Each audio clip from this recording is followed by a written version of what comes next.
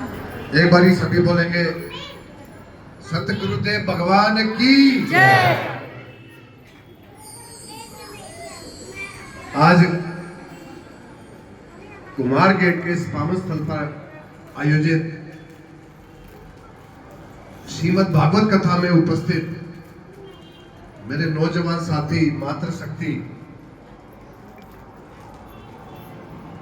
कथावाचक श्री महेश चंद्र शास्त्री जी के श्रीमुख द्वारा जो हमें आज भक्ति एवं ज्ञान के जो मार्ग का हमें आज संदेश प्राप्त हुआ, श्री वचन प्राप्त हुआ, हम सब ने एक दृढ़ निश्चय लेना है कि अपने जीवन को सार्थक करने के लिए, उसको सफल बनाने के लिए जो बातें आज इन्हें हमें सिखाई है, हमने उसको अपने असल जीवन में अमल में लाना है। और मेरे हिसाब से आज ये छठा दिन है, 7वां दिन है।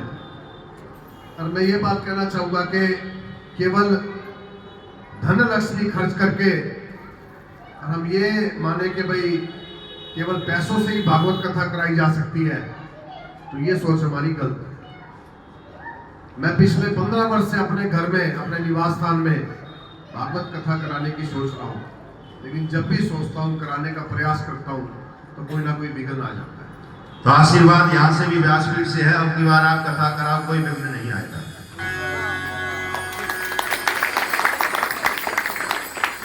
भागवत कथा कराने का सौभाग्य हमें प्रभु इच्छा से प्राप्त होता है। केवल हमारे सोचने से भाई मैं खर्च कर दूंगा और मेरे खर्चा करने से मेरे घर में भागवत कथा हो जाएगी, मेरे प्रांगण में भागवत कथा हो जाएगी, वो सोचना बेकार है। निश्चित रूप से आप सभी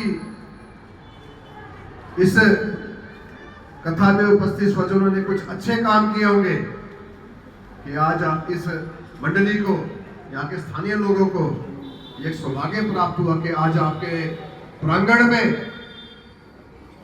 इतनी भव्य भागवत कथा आयोजित होगी। क्योंकि मैं भारतीय जनता पार्टी जिला सोनीपत का, मेरे पे संगठन का दायित्व है, तो राजनीतिक बात के बिना तो मैं रह नहीं सकता।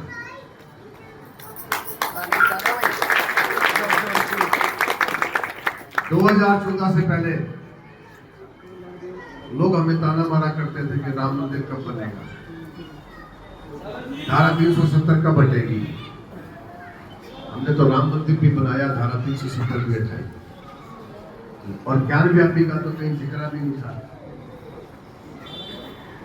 वो दिन भी दूर नहीं जब ज्ञान व्यापी में भी भगवान शंकर का मंदिर है।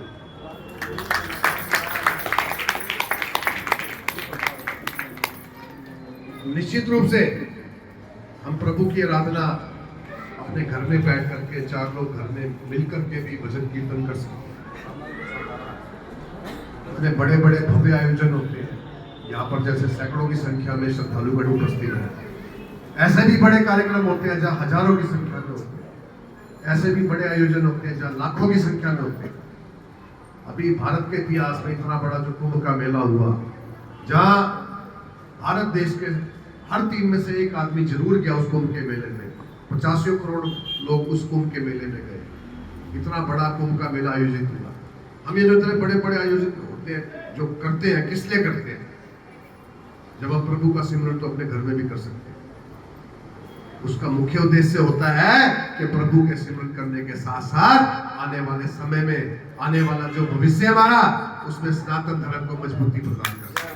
जय श्री राम, जय श्री राम, जय श्री राम। अभी बांग्लादेश में बीते दिनों में क्या क्या हुआ मेरे को बताने की जरूरत नहीं, क्योंकि ये एक धार्मिक स्थल है। कथा हम प्रभु का सिमरन यहाँ पर कर रहे हैं, लेकिन इस बात का हमें चिंतन करना चाहिए, भले ये धार्मिक स्थल है, कि ऐसा कभी हमारे साथ ना हो, इस बात का भी हमें चिंतन करना चाहिए और दृढ़ निश्चय लेना चाहिए कि हम समाज की सेवा करेंगे, सभी बिरादरियों को साथ लेकर के चलेंगे। लेकिन कुछ अगर दुष्ट लोग समाज में अगर अधर्मता फैलाने का काम करेंगे आगे शास्त्री जी बढ़िया से बता देंगे कि उनके साथ क्या करना चाहिए। आप कहोगे तो पुणे में आप सभी को बधाइयाँ देता हूँ, आपको शुभकामनाएं देता हूँ।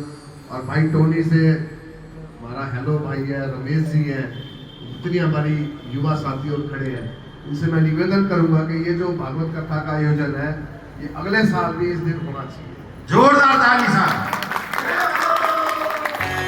हमारा सहयोग रहेगा तो होगा तो भाई।